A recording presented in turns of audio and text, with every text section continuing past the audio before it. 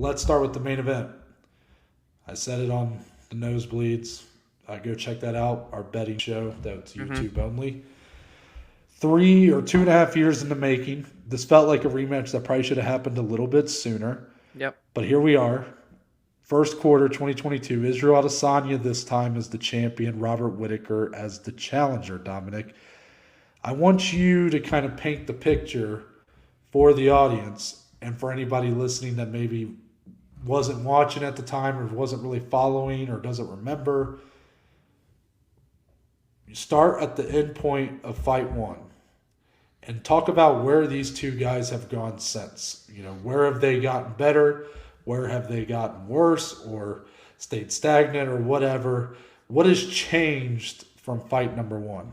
Yeah, I mean, we're talking Israel Adesanya going into that fight on this meteoric rise, was coming off of that fight of the year contender against Kelvin Gastelum to get the interim belt, one of the best fights of all time. And he goes in front of, the biggest crowd in UFC history, over 57,000 people in Marvel Stadium, and just demolishes Robert Whittaker, knocks him out early on in the second round, almost finished him in the first round.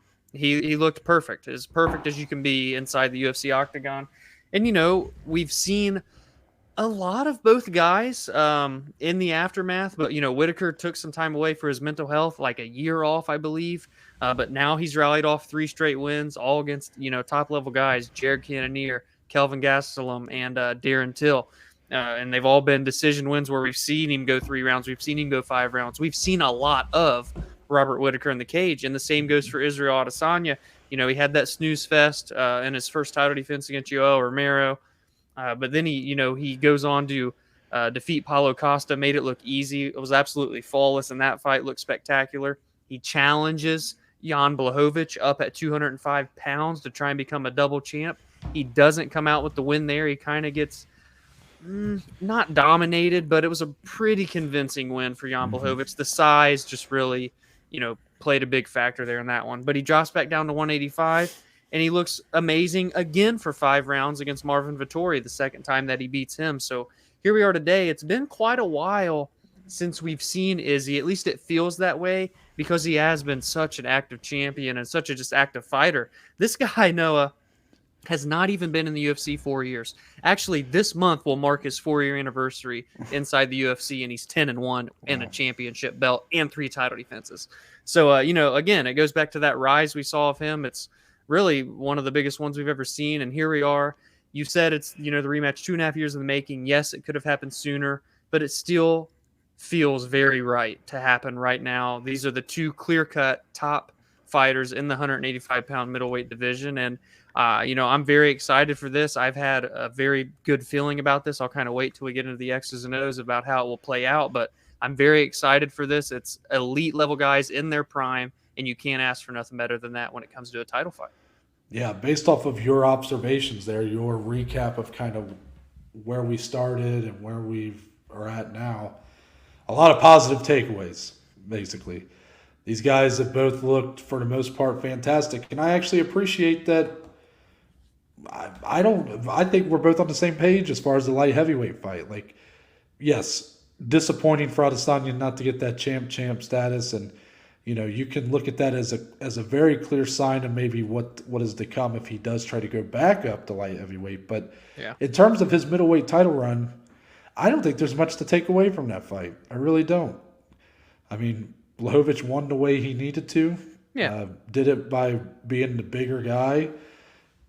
Had good takedowns. Izzy didn't even weigh 205 pounds. It was a misguided decision, I guess. Yeah. But regardless, at middleweight, he's looked near perfect. And Robert Yep. Whittaker, to his credit, being that he got kind of, I'm not going to say embarrassed, but he got styled on in the first fight.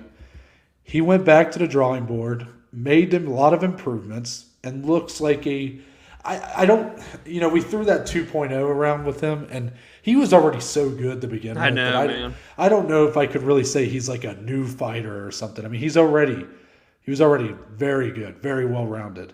But I think, coming off that loss, that really what lost him that fight more than anything was the IQ part. I mean, he lost that fight before he stepped in. Yeah.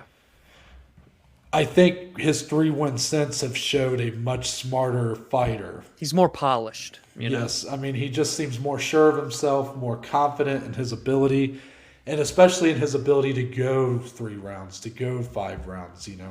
When he doesn't, when Cannoneer in round 3 starts landing some good shots and wobbles him, he doesn't panic. Yep.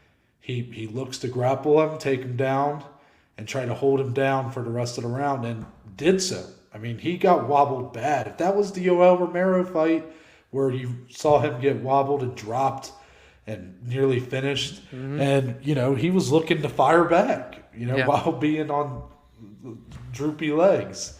So he does seem to be a much smarter fighter now.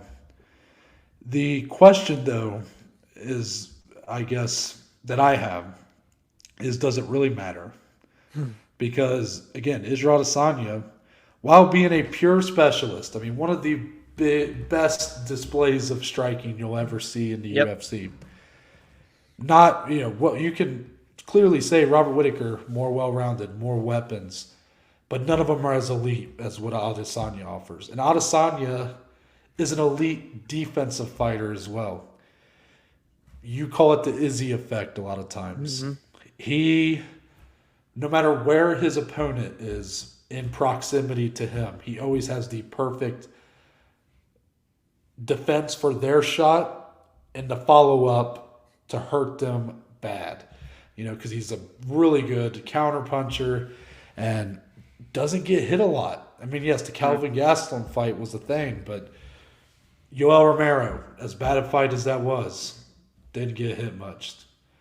Paulo Costa, did Paulo ever hit him with anything? Yeah, no shit. Really, the first Robert Whittaker fight didn't get hit with much. Marvin Vettori got taken down a couple times, but then flipped the position. Yeah, no one saw that coming. I would argue Izzy is a better fighter today than he was when he won the belt. 100%. Yes. So because of that, is Whittaker improved more than Izzy has improved? Because he's going to have to make up for that, whether or not that was one of the worst versions of Robert Whittaker in that title loss. But I wouldn't say it was the best version of Adesanya either. So either way, I think we can agree Adesanya was a better fighter at that time. But if Robert Whittaker wants to have a real shot here, not just a 1 in a million, but like a real shot to say that he's the best middleweight in the world, he will have had to make up a lot of ground. Yeah. And I'm just not so sure that that's very doable. And that sucks. I mean, it does because of how good he really is. But I think, I said it on the Nosebleeds, Dominic, my worry here is that, and I'm not the first one to throw this out, so I'm not going to pretend and take credit for it, but Robert Whittaker to Adesanya feels a lot like Rich Franklin to Anderson Silva. Yeah, man, that makes sense. That's a good comparison. It's weird because these two guys are, again, they're the top 2 guys in the division, and it's clear. But when they fight, they lead the dance. Whoever their opponent is following their lead. They're poking in and out. They're moving quick, especially Rob. The way that he moves has always been very unique. You ask a great question. How can Robert win this fight if they both have improved so much and Israel Adesanya was already the better fighter? That means he's still the better fighter, coming into this one technically on paper. So it's very fascinating matchup. And you have to take into account, too, Adesanya, he's going to be 4 inches taller. He's got a 6.5-inch reach advantage. That's a lot when you're going for a title fight, man, especially against a striker as dangerous and as precise as Adesanya. So can Whittaker use his quick blitzes, that quick 1-2 into the head kick that he uses so good?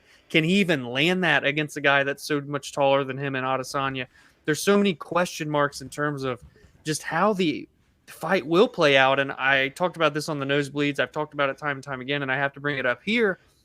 I can't help but just get this gut feeling that we're going to see a tit-for-tat, 5-round technical battle here that we may or may not be talking about at the end of the year for a fight of the year. I think it's going to be a phenomenal fight. I think we're going to go the distance regardless of who is the winner.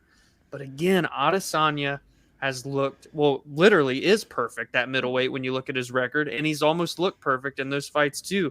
So for Bobby Knuckles now, riding this 3-fight win streak, he's rejuvenated, he's polished up as we hinted to earlier. Is it enough? That's just a question that I can't necessarily put a yes or no on, man. Let me ask you this. Robert Whittaker this week, He admitted about the elements of the first fight getting to his head. Some of Izzy's comments kind of pissing him off. You know, again, Izzy kind of getting in his head in the first fight. And then the moment feeling a little too big. The biggest audience ever. The biggest crowd, I should say, ever for a UFC fight. He said that he wants to fight like a more mixed martial artist this time. Feels like the first fight, he kind of just went at him angry. Yeah. And I agree. So is there an element here, Dominic, that Whittaker is going to look to do level changes, to mix things up? Is that going to be to his benefit here if he wants to really win this fight or have a chance to? Instead of, I know you were mentioning, you know, he does have that really good 1-2 head kick following. But against Adesanya, I don't know if that's a battle he really wants to get into. So will takedowns come into play, and will maybe even like clinching and just always trying to make Izzy second guess like where Whittaker's going to go? Is that going to be kind of the element for him here to try to win? Yeah, I'd actually love to see how the clinch would go between these two, especially with that size discrepancy. But yes, I do think takedowns, I think grappling is going to be a part of Whittaker's game plan. I think we're going to even see him land some takedowns in this fight. But Adesanya looked so much improved in that second Vettori fight, man.